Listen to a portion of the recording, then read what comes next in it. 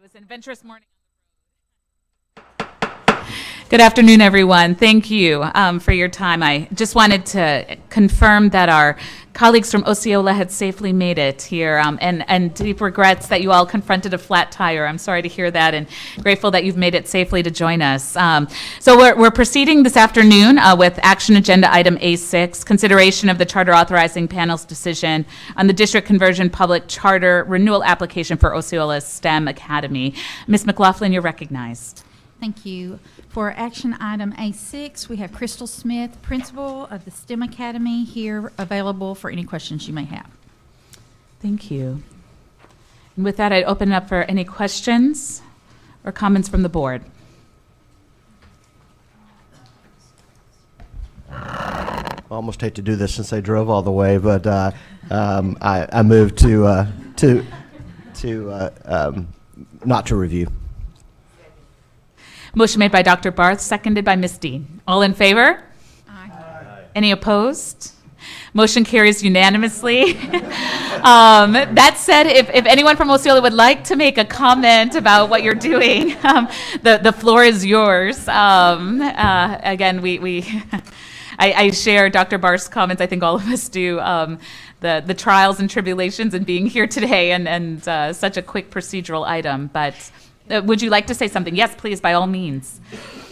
If you could just state your name for the record. Yes, good evening. I'm Crystal Smith, and I'm the principal, and I'm excited to be here. It was a long morning, but I survived it, and I appreciate the fact that y'all were going to move us later if we needed to on the agenda. But we're moving forward, and I thank y'all very much. No, thank you so much, Ms. Smith. Thank you, and hopefully it's a less adventurous ride on the way back. Thank you so much. Moving on to action agenda item A7, the charter authorizing panel's decision on the open enrollment public charter school renewal application from Jacksonville Lighthouse Academy. Ms. Perry, you're recognized. Virginia Perry, Program Advisor with the Charter Unit. From Jacksonville Lighthouse, we have Ms. Lanisha Broadway, Regional Vice President, Amanda Crowder, Instructional and Compliance Specialist, Barrett Petty, Director of College Transition, Chris Bell, Accountant, LaShonda Noel, Director of Regional Operations, and they're available for any questions that you may have. Thank you so much, Ms. Perry. So I guess we have two Ms. Perrys in the unit there. It took me a moment, so welcome. With that, I open it up to any questions or comments from my colleagues. Otherwise, we welcome entertaining a motion to review or not review. Yes, Ms. Dean. Go ahead. Oh, sorry, I saw Ms. Dean grab the mic, literally. I move to not approve. I move to not review, excuse me. Second. Motion. I think there was some concern yes, right there. I move to not review. Thank you. And we'll just blame it on the technology, Ms. Bleem. It is all that technology's fault. Motion made not to review by Ms. Dean, seconded by Ms. Newton. All in favor? Aye. Any opposed? Motion carries unanimously. Congratulations, Jacksonville. Moving on to action agenda item A8, consideration of the charter authorizing panel's decision in regards to the open enrollment public charter school renewal application for Little Rock Preparatory Academy. Ms. Perry, once again, you're recognized. From Little Rock Preparatory Academy, we have Ms. Tina Long, Superintendent, available for questions. Thank you, Ms. Perry. With that, I open it up to the board for any questions or comments.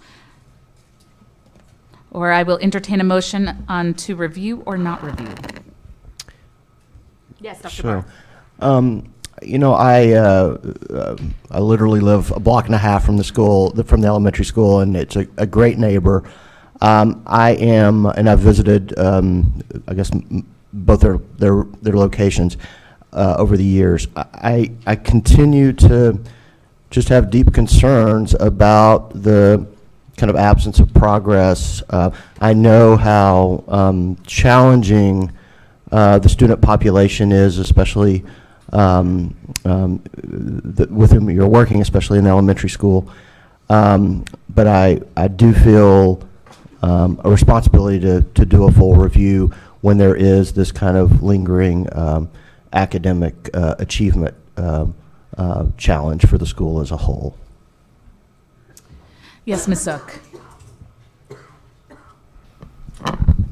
I was at the presentation that they made, and I think the thing, and I agreed with the panel's decision, I think the thing that comes into play here, first of all, their middle school numbers are good and making good progress. When we ask schools to do whole child and wraparound service, and we have children who need those, come to school needing those, then because there is a social and emotional, psychological, physical, all the developmental things they're coming behind in. So it is very rare in any instance that in pre-K, K, first, second, and third that you get a year's worth of progress in a year academically. And their numbers are good at the upper level. I think it's like if you have a baby and you think they ought to crawl by a certain age, and then they should walk by a certain age, and then they should say their first words and second words and everything. But as we all know, some of them do one thing at 6 months and some of them at 14 months. And a lot of what we say children, quote, should know at kindergarten, first, second, third, fourth, fifth grade is based on tradition and what we said, okay, all 6-year-old kids are first graders and all 9-year-olds are fourth graders.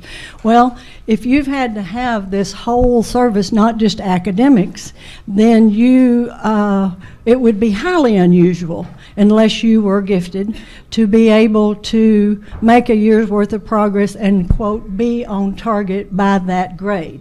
So I think since this school, and listening to their presentation, listening to the charter panel members who actually been on the ground there, and then obviously you have too, I just feel like because they are in fact doing whole child and wraparound service as well as academics, the nutritional part, everything, that to expect them to take these children and get a standardized test score, even though they're getting growth scores.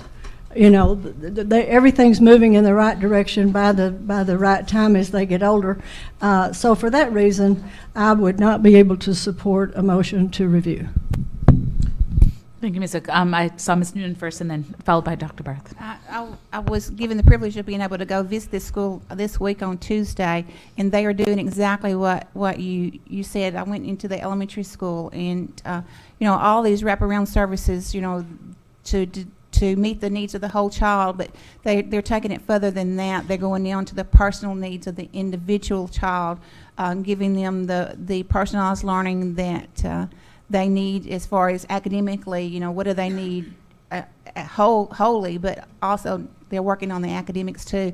And had to visit with the Superintendent Long and Mr. Hinton, but they are concerned. They realize they've got some academic challenges, but they're working really hard to improve those. So I also would vote to not review them. Okay, yes, Dr. Barth first and then Dr. Hill. Go ahead. Yeah, just to respond to Ms. Zook, I mean, I totally understand, and I certainly don't know how I would vote on a review, and I've supported other schools in this area that have similar challenges, but and I think this may be a fact of having been on the board now for 6 years and seen this school in various incarnations and locations and over time, and it's just not, I think, reaching the potential that I would like it to be reaching, and so that's why I would just like to do a review to see if it could get there. But I'm not prejudging how I would vote on a review. I think I'm not going to win this vote, but I'm just trying to explain that I think when we have such persistent challenges for a school, no matter the student population it is serving, that we have some responsibility, if we take our accountability system seriously, to do a review when extensions of charters come along for schools of that sort. Thank you, Dr. Hill. Yeah, and I talked to the commissioner about this earlier today in our meeting, and Ms. Zook, we've talked about as far as the improvement trend for an evaluation process of what academic distress is. What we're looking at is that if a student, and when we're looking at the numbers and the objective data that we can see, if a student class, whatever, is at 20% and they get to 59%, that's tremendous progress that we need to make sure that we recognize. Even though 59.4 is an F, it's better than 20%. And I think those are those are things we must take into account, because they're heading in the right direction and they're moving the ball forward down the field. And as much as we can recognize that, I think sometimes that progress is not identified when we look at the data, because it's still an F, but it's a higher F, and it's closer to a D than what it was in the previous time. So I had mentioned that this morning in our discipline committee as far as looking at people, and I think that's something that we're hoping to work towards, that we can see the progress that the school is making and not that they're still failing. Additional questions or comments from the board? And so with that, I'll entertain a motion to review or not to review. I move not to review. Do I have a second? Second. Okay, motion made by Ms. Chambers, seconded by Ms. Newton. All in favor? Aye. Any opposed? No. May the record note opposition from Dr. Barth. Thank you. So with that, the motion carries to not review. Thank you. Thank you, Ms. Long. Moving on to action agenda item A8. It's the Charter Authorizings Panel decision in regards to the charter renewal application. Sorry, not A8, A9. In regards to the charter renewal application for Lisa Academy. Ms. Perry, you're recognized. Lisa Academy has Adnan Eakin, Superintendent, Fatih Bogrek, Assistant Superintendent and Director of Lisa North, and Ms. Luann Baroni, Lisa West Middle School Principal, available to answer questions. Thank you, Ms. Perry. With that, I open it up to any questions or comments from the board. Yes, Dr. Barth. This is a proposal. I have no problem with an extension of this charter. I do have some concerns about the length of this extension, and I would ask Ms. Boyd to contextualize this 13-year extension with other charters that have come before us in the past. Thank you, Dr. Barth. So right now there are 3 open enrollment charters that have a 10-year renewal contract currently. Lisa has requested a 13-year renewal. I think the strongest point of the rationale for requesting the 13 years is so that they can tell the parents of students who are enrolled as kindergartners that they can graduate from Lisa. Also, it'll help with like contracts and agreements and partnerships. I would like to remind you, as I believe Mr. Key said earlier, the charter authorizing panel or the state board can call any charter in front of them at any time. So while it is 13 years, it's longer than anyone else has ever gotten, it's something new, we still have that safety net in place and that oversight for all of our charter schools. Ms. Boyd, is that correct? I thought we gave a renewal of 20 years to Haas. No, it was 10 years 10 for the years. Fayetteville campus, which also holds Rogers and Springdale schools now.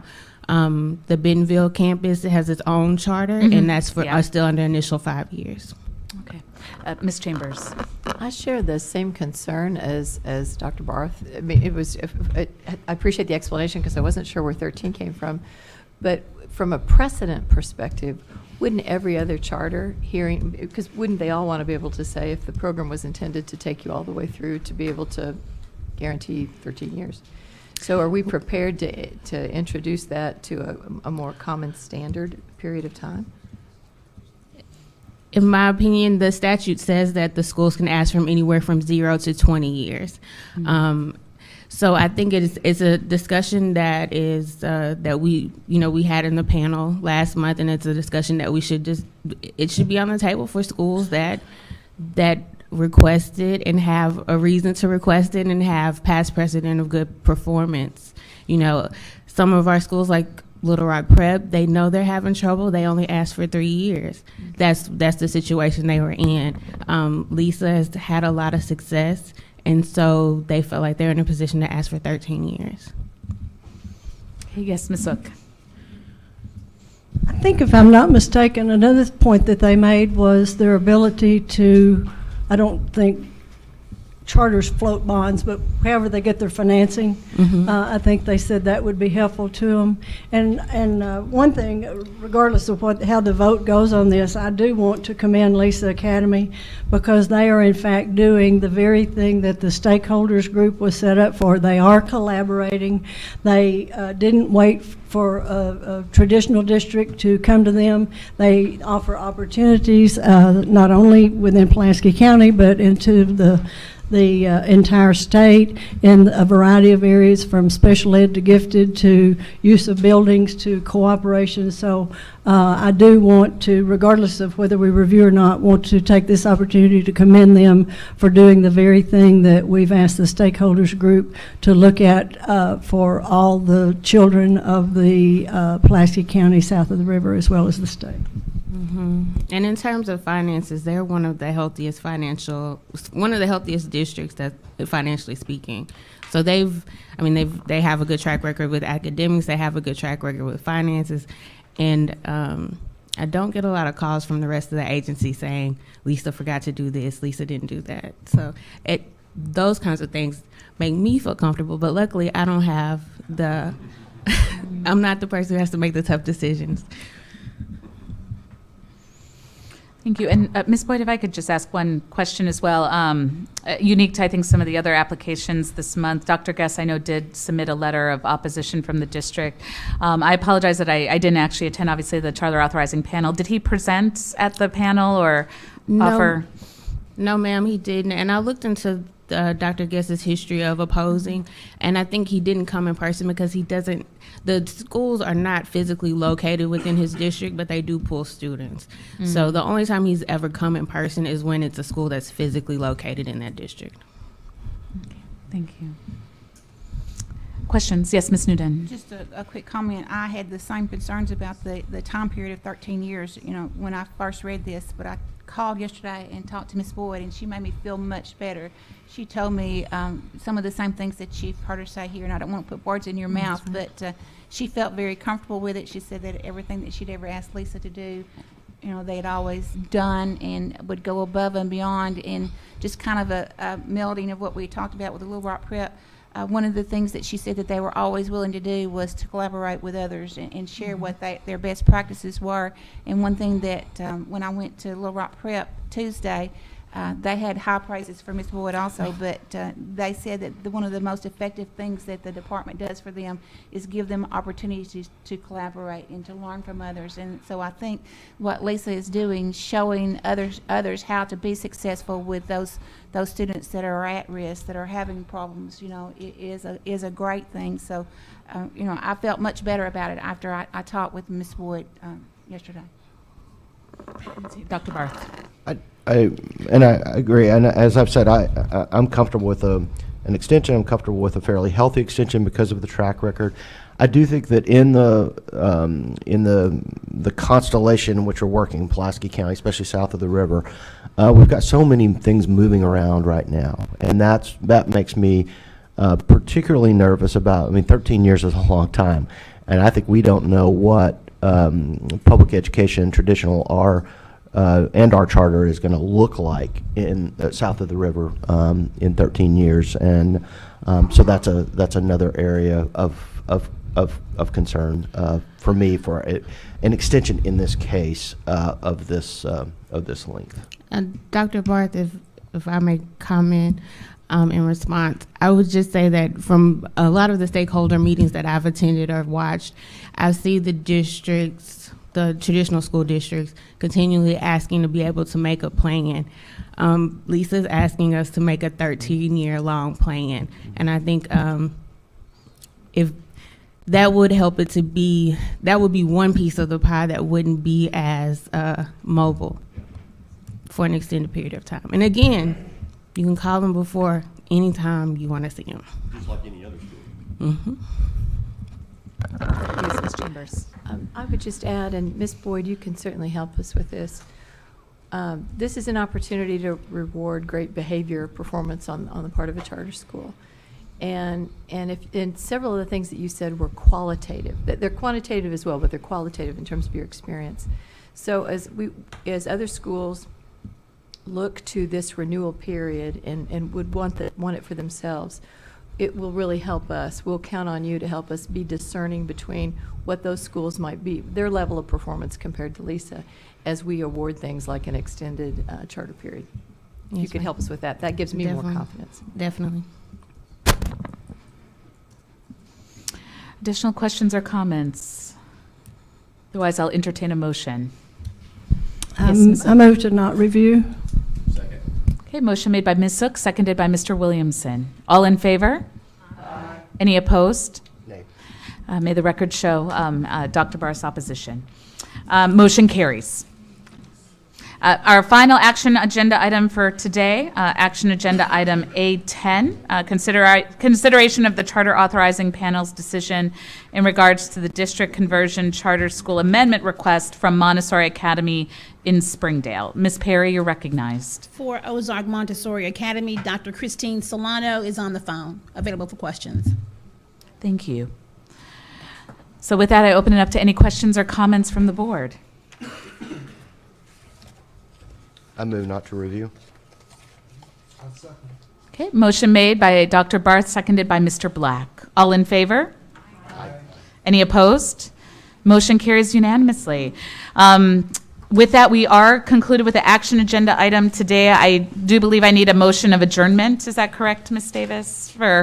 Normally, it's rare we end on a day like today, an easy note. But with that, unless there's other business before the board, we will actually adjourn early, I think, for the first time since I've taken over this seat. So I don't know if that says something about me or today's agenda, but with that, if there are no other business, I will entertain a motion for adjournment.